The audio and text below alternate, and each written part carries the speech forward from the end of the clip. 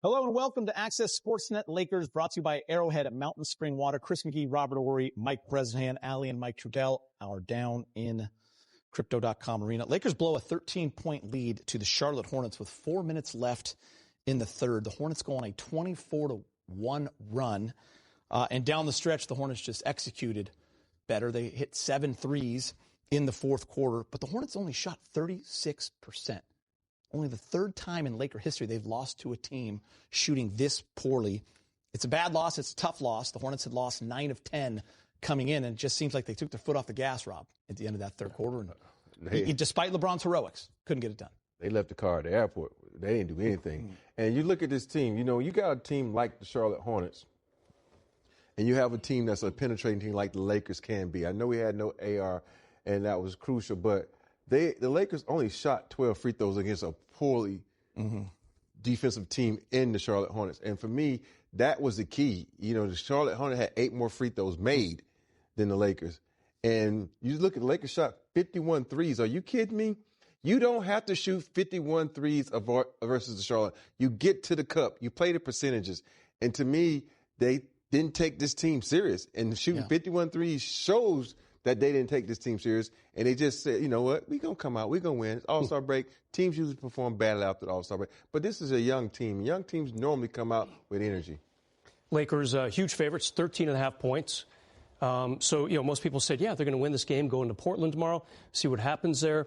It was a strange game in a couple ways for me. Austin Reeves getting kicked out of the game in the third quarter. Yep. Huge turning point. Maybe it's a little bit of a learning lesson for Austin. And I understand his frustration. He gets fouled a lot. And Robbie does not get the LeBron treatment. And you know, he's not a superstar, so he shouldn't. But, you know, he got the first one right there, and maybe just stop. And then he gets the second one after he turns back towards the ref. After that, and a couple other bad words, and that was it for Austin. And I felt the Laker offense struggled in the third quarter, only 18 points, Rob, and just a little out of sync in that fourth quarter. I know they got 31 in the fourth, which is good, but just couldn't really pull away from Charlotte. Sloppy first half, Tugi. We talked about it on the halftime show. Lakers up 11 at the time, but they had a ton of turnovers. They could have been up 20 at the half and maybe really put this team away early. Yeah, Rob, you look at that 4-minute mark in that third quarter. Lakers are up 13. They miss a 3. They foul for an and 1. It gets down to 8. And that's when Austin gets kicked out. And they never scored again until the 9-minute or so mark of the fourth quarter. And like you said, you and I were watching at that point, just at the shot selection. Like you said, they were just kind of cruising.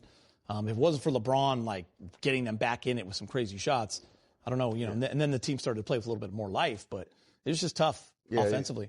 It was crucial because Rui hit that 3 from the corner, and that kind of broke the ice. But after that, you know, the Hornets were hot.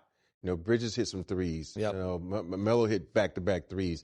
And when you're a young, scrappy team like this, that's what they live off. They thrive off this. They thrive off the threes. You know, they came out, they started knocking those down. You even had, you know, Josh Green, he was over 3, but he played a lot of great defense. Mark Williams, you know, he was inspired tonight to block shots because of the trade that didn't go through. It was so many guys on this team that had inspiration to play in this game. And as you look at this Lakers squad, you know, you look at what Rui came, not Rui, but when Luka came out, he didn't have a very good shooting out. And I think he's still trying to, you know, chip the rust off him. But this still, to me, boiled down to effort and energy. The effort wasn't there. The energy wasn't there because when you shoot 51 threes, like I said, that shows you that you're just settling instead of playing basketball the right way. That's just getting to the cup and take advantage of the opportunities offensively. You know, Brez, we said this at halftime. You know, the Hornets only scored 37 points. They were shooting 26% or something like that at halftime. But I looked and the Lakers were only up 11. Yeah. And they had 11 turnovers at the time. And we all just felt like that was dangerous. But if you could have come out in that third quarter, go on a run, put them away, you're not having this conversation. But you let them hang around. They go on that 24-1 run. Now they have all the confidence in the world. They hit a 3 to end that third quarter as well. That's 8 threes, basically. 7 threes at fourth, 1 at the end of the third. That's 8 threes. That's the thing. I mean, they're a bad basketball team. Not good on the road, lost 9 of 10, but when you get them, they're just going to hoist. They're just going to shoot threes. Sure. And if they get hot, then anything can happen in the NBA. We've seen it time and time again. Which they did in that second half. You know, much better effort for Charlotte offensively. And they're not a good team offensively, and still, you know, they beat the Lakers. Here's what you were alluding to, Geet. Rarely do you hold a team to 36.3% shooting and lose. You know, I don't like that 97 for the Lakers. It's the first time they've scored under 100, Rob, since a few days after New Year's. I mean, it's been a good 6-7 weeks since they were sub 100 on offense. And big picture, guys, here's what I don't like about the Lakers over the last week. You go into Utah, that team is 14th in the West. You lose by 12. Okay, you take a week off, LeBron rests and everything.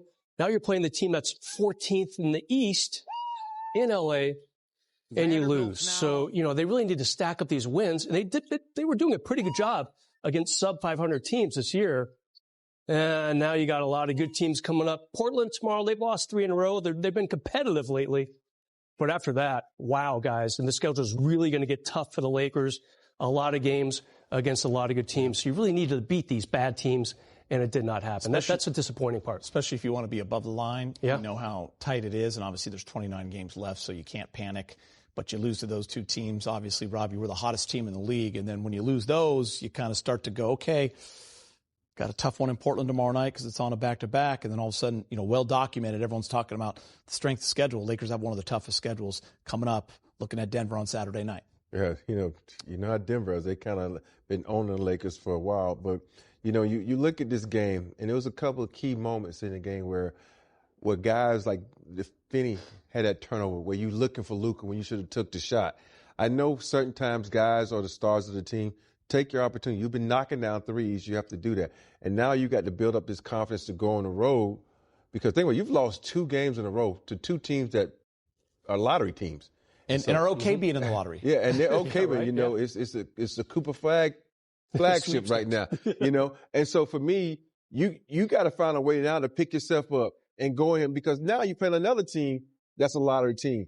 But are you business-like? Are you man enough to say, oh, you know what, we've lost 2 in a row. We can't lose 3 in a row. If we want a position, and Jockey put a position where we be in the best playoff position possible, you got to win this game. You know, I hardly ever say this, but this pretty much is a must-win for the Lakers. Because like you said, you got this road trip that's about to come up. You got all these juggernauts are sitting there that hate the Lakers, that always want to beat the Lakers. And that makes you have to spend more energy with a team that's, you know, not very big in size and they are very heavy loaded when it comes to their starters. And Portland just hanging around up there. You know, this was the only game tonight, a reschedule for the Lakers and Charlotte from a month ago when the fires were happening. So Lakers had to come back a day early, as did Charlotte. And obviously it didn't look real good, Geet. Yeah, I'm a little, the offense didn't look good in that second half. You know, and Luka still a little short on some of his shots. Made only 1 3. 1 for 9 from 3, 6 turnovers. Yeah, and 5 fouls, too. Second game in a row, he's had 5 fouls.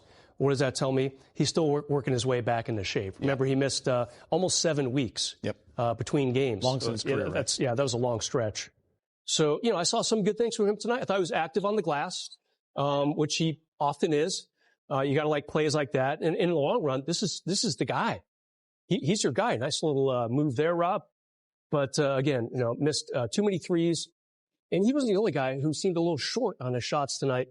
But the Lakers came up short, obviously. Yeah, Rui was a little short, 1 for 8. LeBron was 4 for 11. And this is my whole point. You know, it boggles my mind how coaches, not just the players, coaches, you know, say, yo, we're not making threes. Get to the bucket. This is a Charlotte Hornets team that don't want to play defense. And you playing right into their hands. And it makes me so mad at players and coaches when they say, okay, this analytical stuff, we got to shoot threes. It's the way the game is played. No, the game is played to get buckets and play defense. And when you're not getting buckets from the long ball, you got to go inside. And you think about it. And even though LeBron went to the hole, he had that awesome dunk, should have got fouled. AR should have got fouled. Who cares? You're not making threes. Keep going to the basket because eventually you're going to get a call. All right, guys. Back to Crypto.com Arena. JJ Redick is speaking with Mike Trudell in the media.